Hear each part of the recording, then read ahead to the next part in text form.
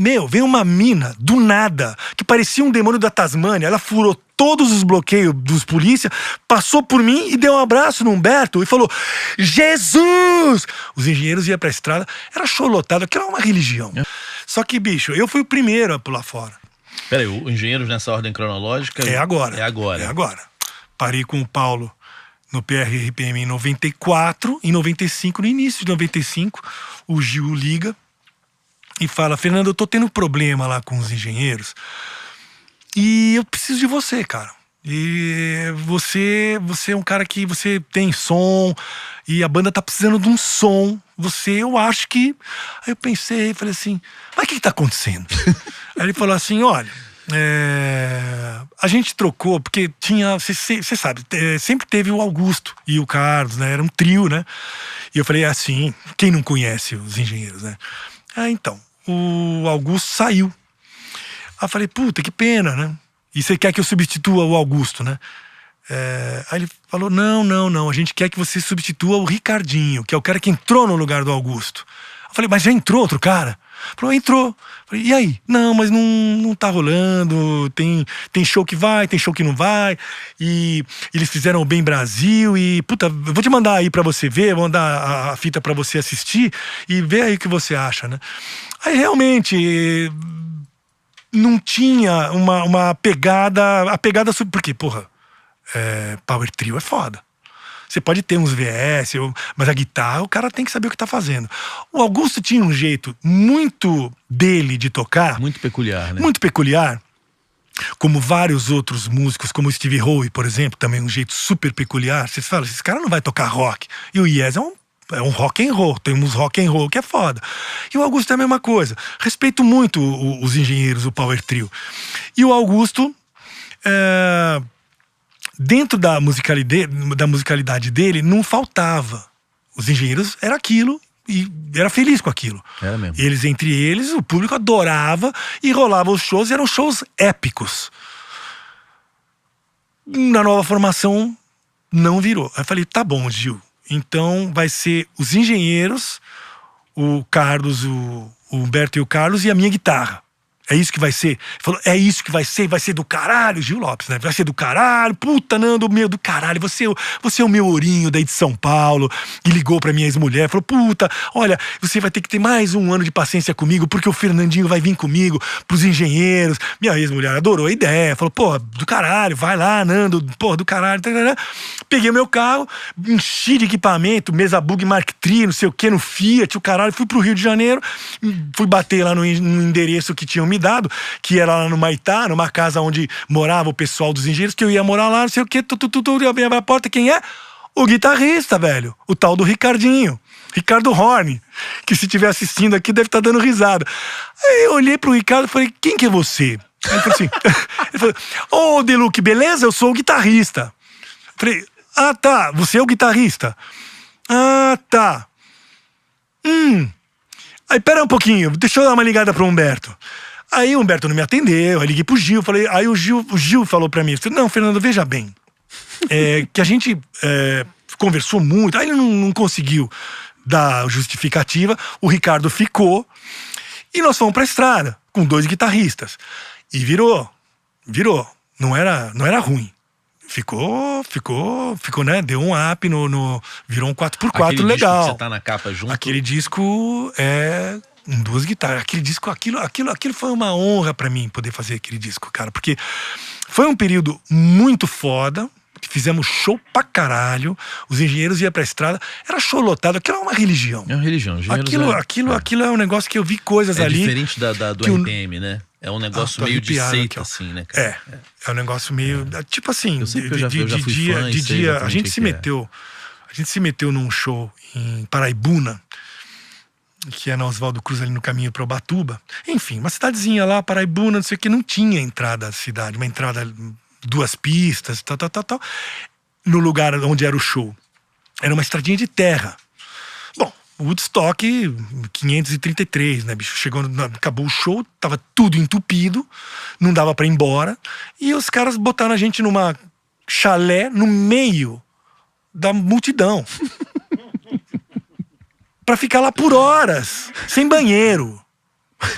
Fica lá, com um monte de gente, umas minas. Meu, um negócio assim surreal. E o Humberto não é nada rock and roll, né? É outra onda, né?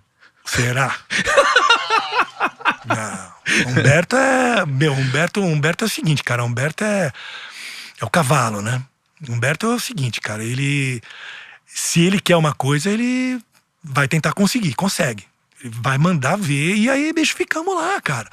E a coisa não acabava, e, bicho, e aí chegou uma certa hora, tarde pra caralho, e o povo batendo na parede, querendo falar com a gente. Terror, um terror. Aí arrumaram uma camburão pra gente ir. Mas o camburão vai ter que ir 2 de cada vez. Tá? Então tem a equipe, vocês esperam aí. A equipe não, era só a banda, os 5 e tal. Vocês esperam aí, então foi eu e o Humberto. Então, só um casinho, só pra elucidar a coisa da religião. O Humberto nem vai lembrar disso, porque ele deve ter vivido outras muito mais, mas pra mim foi um negócio. Eu nunca pensei em. É inusitado, né? Entrou eu e o Humberto no camburão, cheio de meganha em volta. Meu, veio uma mina, do nada, que parecia um demônio da Tasmânia. Ela furou todos os bloqueios dos polícia, passou por mim e deu um abraço no Humberto e falou: Jesus! Jesus! Do jeito que ela veio, ela virou, foi embora e sumiu, e ninguém. Ficou todo mundo assim, os polícia olhando pra gente, a gente e o Humberto, e rolou isso, cara. Que loucura. Bicho. Uma loucura. Bate a porta do camburão, fomos embora, até o Buzz lá. É porque o Humberto tem uma coisa do Renato Russo, assim, a relação dos fãs com o Humberto. Ele fez bem pra muitas vidas, né, cara? Clareou muita coisa pra muita gente, acho. Foi uma banda muito importante pra mim. Muito, muita gente, quando gosta pra caralho. Tem muita gente que não gosta, né, porque vê... É que são relações, a minha relação com a RPM, primeiro que vocês tiveram uma vida muito curta ali, né, de poucos álbuns. Outro mundo, né? Os caras tiveram... Cara, eu acompanho... De enfiada, 6 discos, eu sei né? cantar todas as músicas de todos os discos, eu sei a ordem de todas elas. Então, quando o cara gosta mesmo. É fã mesmo, eu era fã. Tinha fã-clube.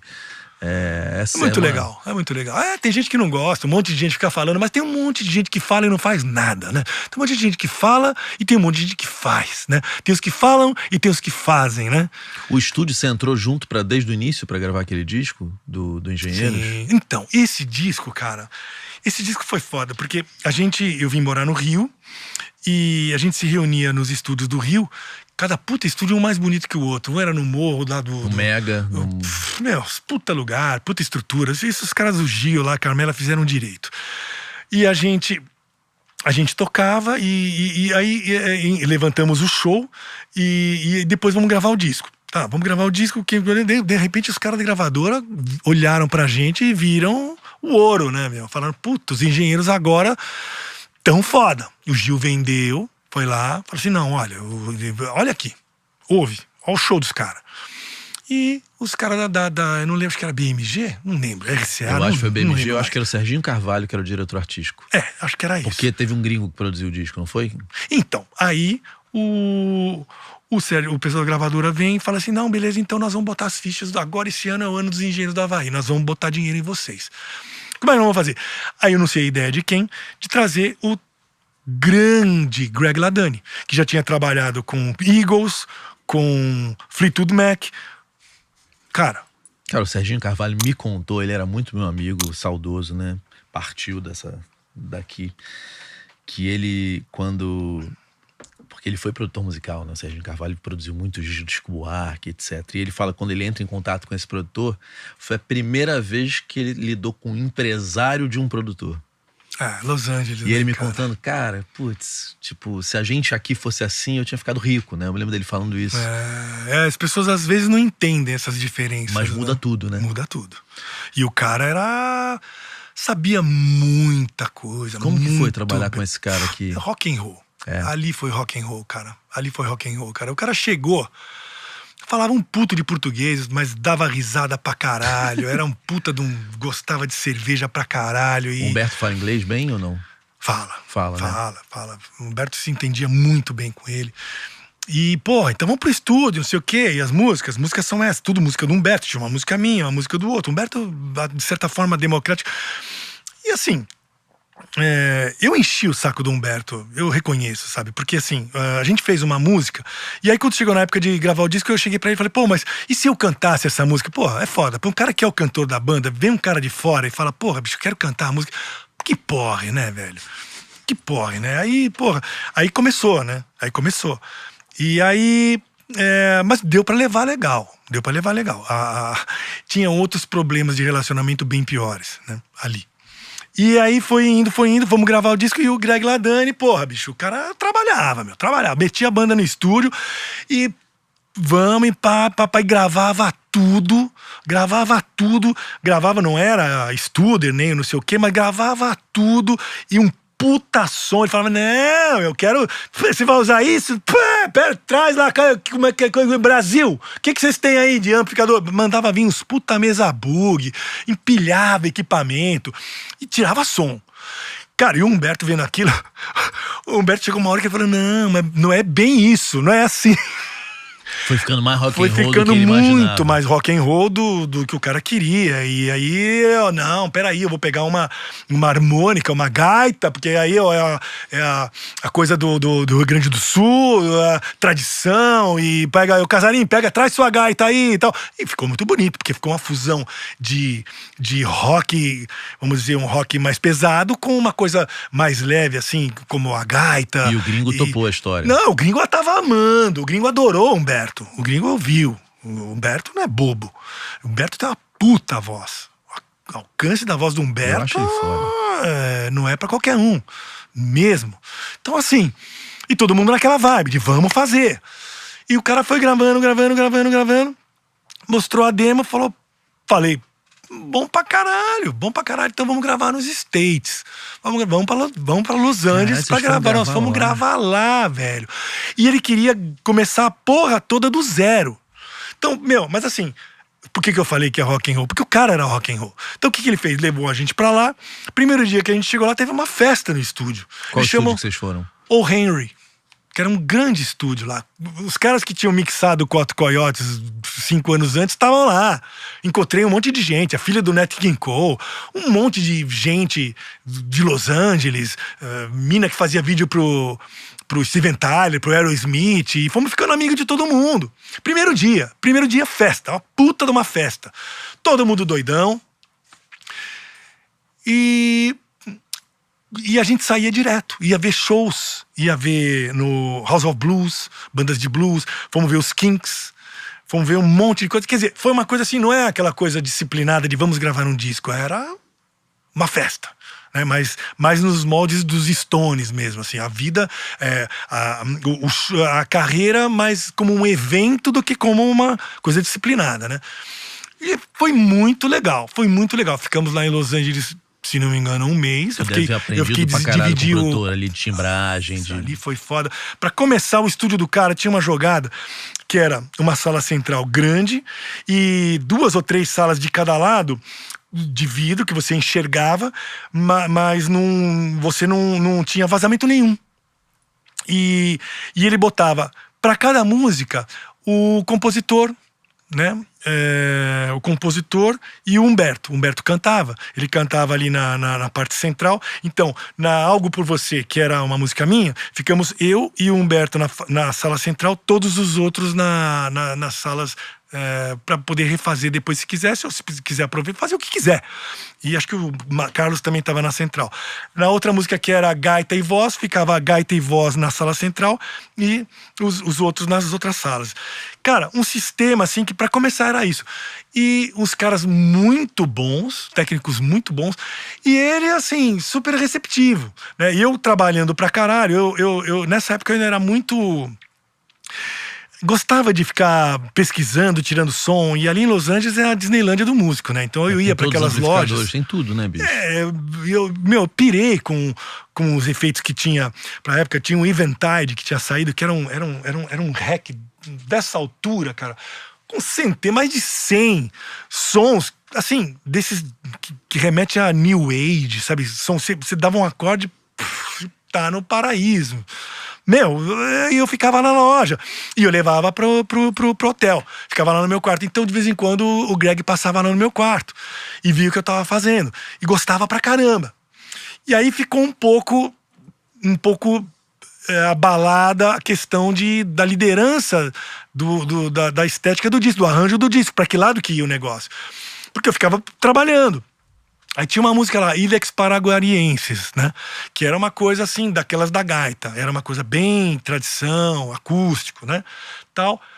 E eu achei um puta de um riff pra fazer numa parte central, que a música crescia. Aí eu falei, mandei isso lá, chamei o Greg lá, tinha um churrasco e tal. Falei pro Greg, vamos lá no meu quarto que eu vou te mostrar uma coisa. O cara pirava. No inventário, guitarra ao contrário. O cara pirava. E o Humberto já não era o que ele queria mais, né? Então rolou um estresse, né? Mas eu acho que tudo isso é positivo pra caralho, porque o Humberto fez tantos discos do jeito que ele queria fazer.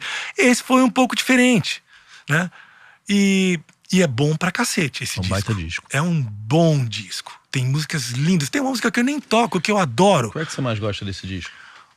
Essa primeira aqui, que é a abertura, que só o Ricardo fez as guitarras. Eu amo essa música, que começa com voz de crianças. Não lembro. É a Capa é o Coração, Não lembro, né? eu não lembro o nome da música, mas é maravilhosa. Eu me lembro que eu, como fã do RPM, assim, eu achei maneiraço você tá ali. Os fãs do RPM curtiram, assim, trouxe uma galera, você tá no projeto junto, assim? Tem muita gente que gosta, viu, cara? Se a banda continuasse nessa... velha história. Se a banda continuasse nessa formação, ela ia crescer pra caralho. Só que, bicho, eu fui o primeiro a pular fora. Que eu falei assim, não. Eu não tô gostando dessa vibe. A vibe ficou um pouco esquisita. Eu também era muito intolerante por causa dessa coisa de músicas, não botar minhas músicas. Eu queria fazer minhas músicas. Já tava nessa fazia tempo, né?